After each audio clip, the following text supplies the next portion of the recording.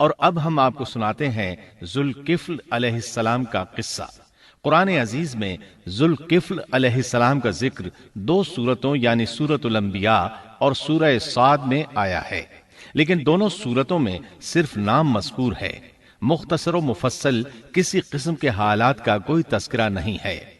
سورۃ الانبیاء آیت 85 اور 86 میں اللہ تعالیٰ فرماتے ہیں وَإِسْمَاعِيلَ وَإِدْرِيسَ وَذَا الْكِفْلِ كُلٌّ مِّنَ الصَّابِرِينَ وَأَدْخَلْنَاهُ فِي رَحْمَتِنَا إِنَّهُم مِّنَ الصَّالِحِينَ۔ اور اسماعیل اور ادریس اور ذوالکفل یہ سب صابر لوگ تھے، ہم نے انہیں اپنی رحمت میں داخل کر لیا، یہ سب لوگ نیک تھے۔ اللہ تعالیٰ سورہ صاد آیت 48 میں فرماتے ہیں وَاذْكُرْ إِسْمَاعِيلَ وَالْيَسَعَ وَذَا الْكِفْلِ وَكُلٌّ مِّنَ الْأَخْيَارِ۔ اسماعیل، یسع اور ذوالکفل کا بھی ذکر کر دیجئے، یہ سب بہترین لوگ تھے۔ ذوالکفل علیہ السلام کے متعلق جس طرح قرآن مجید نے نام کے سوا کچھ ذکر نہیں فرمایا، اسی طرح نبی اکرم صلی اللہ علیہ وسلم سے بھی ان کے متعلق کچھ منقول نہیں ہے، لہٰذا قرآن و حدیث کی روشنی میں اس سے زیادہ کچھ نہیں کہا جا سکتا کہ ذوالکفل علیہ السلام اللہ کے برگزیدہ نبی اور پیغمبر تھے اور کسی قوم کی ہدایت کے لیے مبعوث ہوئے تھے۔ قرآن و سنت میں اس سے زیادہ سکوت ہے۔ باقی رہا سیر و تواریخ میں ان کا ذکر، تو کافی تفتیش و جستجو کے بعد بھی ہمیں اس سلسلے میں ایسی ٹھوس معلومات نہیں مل سکیں جن کے ذریعے سے ذوالکفل علیہ السلام کے حالات و واقعات پر مزید روشنی پڑ سکے، چنانچہ تورات بھی خاموش ہے اور اسلامی تاریخ بھی۔ البتہ ابن جریر رحمت اللہ علیہ نے مشہور مفسر تابعی مجاہد رحمت اللہ علیہ سے ان کے متعلق ایک قصہ نقل کیا ہے۔ اسی طرح امام ابن ابی حاتم نے اسی قصے کے قریب کچھ آثار عبداللہ بن عباس اور ابو موسیٰ اشعری رضی اللہ عنہم سے نقل فرمائے ہیں۔ یہ طویل روایات ہیں۔ ان میں ہے کہ ابن عباس اور ابو موسیٰ اشعری رضی اللہ عنہم فرماتے ہیں کہ ذوالکفل نبی نہیں تھے، بلکہ وہ ایک نیک اور صالح آدمی تھے، لیکن ایک تو یہ روایات سند کے اعتبار سے ضعیف ہیں، دوسرا یہ کہ ابن عباس اور ابو موسیٰ رضی اللہ عنہم جیسے جلیل القدر صحابہ اور مجاہد رحمت اللہ علیہ جیسے عظیم تابعی سے یہ ناممکن ہے کہ وہ ذوالکفل علیہ السلام کے متعلق یہ فرمائیں کہ وہ نبی نہیں بلکہ ایک نیک مرد تھے۔ شاہ عبد القادر رحمت اللہ علیہ کا موقف ہے کہ ذوالکفل ایوب علیہ السلام کے بیٹے تھے اور انہوں نے اللہ کی خاطر کسی آدمی کی ضمانت دی تھی جس کی پاداش میں ان کو کئی برس قید کی تکالیف برداشت کرنا پڑی۔ چنانچہ شاہ صاحب اپنی تفسیر موضح القرآن میں لکھتے ہیں کہ ذوالکفل ایوب علیہ السلام کے بیٹے تھے، ایک شخص کے ضامن ہو کر کئی برس قید رہے اور اللہ کی خاطر یہ مشقت سہی۔ موجودہ دور کے بعض مفسرین کا خیال ہے کہ ذوالکفل حزقیل علیہ السلام کا لقب ہے۔ ایک دوسرے مفسر کی عجیب و غریب رائے یہ ہے کہ ذوالکفل گوتم بدھ کا لقب ہے، کیونکہ اس کے دارالسلطنت کا نام کپل تھا،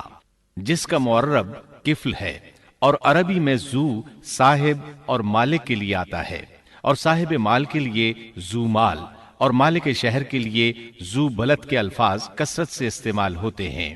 لہٰذا یہاں بھی کپل کے مالک و بادشاہ کو ذوالکفل کہا گیا ہے۔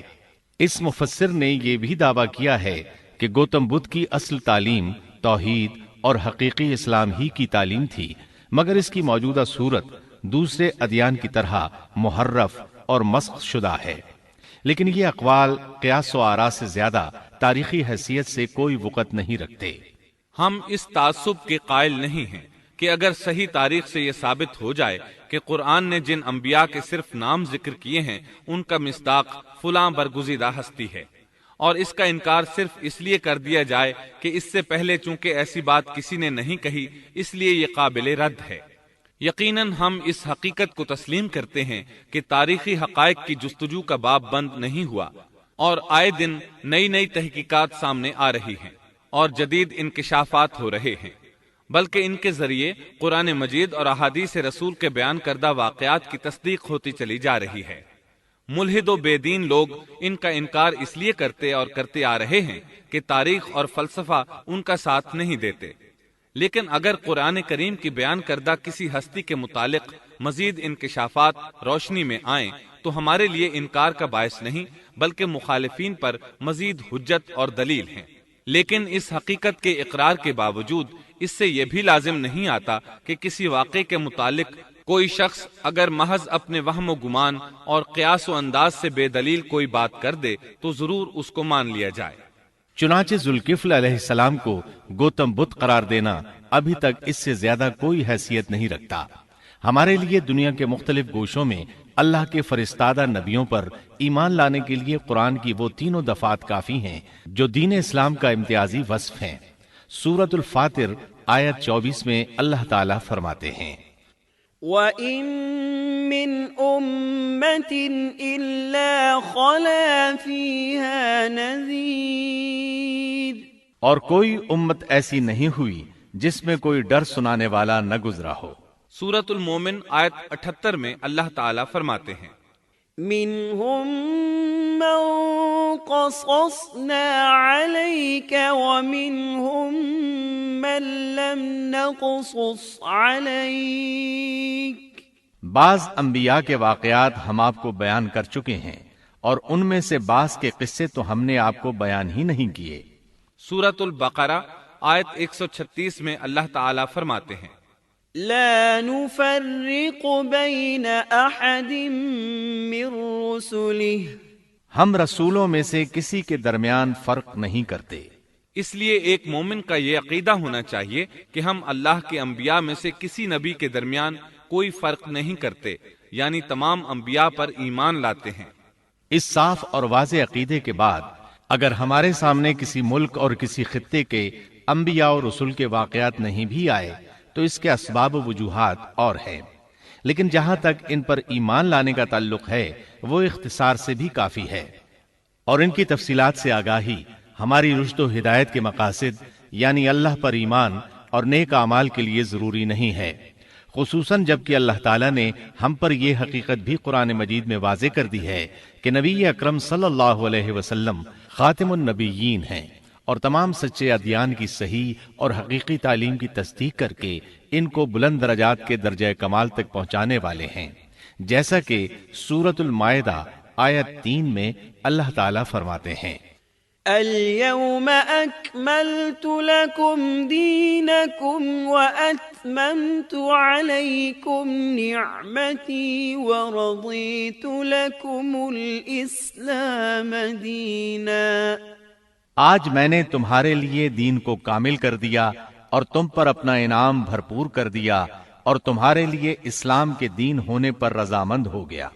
خلاصہ کلام یہ کہ ہمیں یہ تسلیم ہے کہ ہندوستان میں بھی اللہ کے سچے نبی اور پیغمبر مبعوث ہوئے، بلکہ سیرت نگاروں کی روایات کے مطابق ابو البشر آدم علیہ السلام اسی ہندوستان کے کسی گوشے میں اتارے گئے، لیکن جب تک قرآن و حدیث کی صراحت یا تاریخ کے صحیح دلائل و براہین سے یہ ثابت نہ ہو جائے کہ ذوالکفل گوتم بدھ کا لقب ہے، محض قیاس و آراء کی بنا پر ہم اس کو تسلیم نہیں کرتے، کیونکہ جس طرح کسی نبی کو نہ ماننا کفر کی راہ ہے، اسی طرح کسی غیر نبی کو نبی تسلیم کرنا بھی باطل ہے۔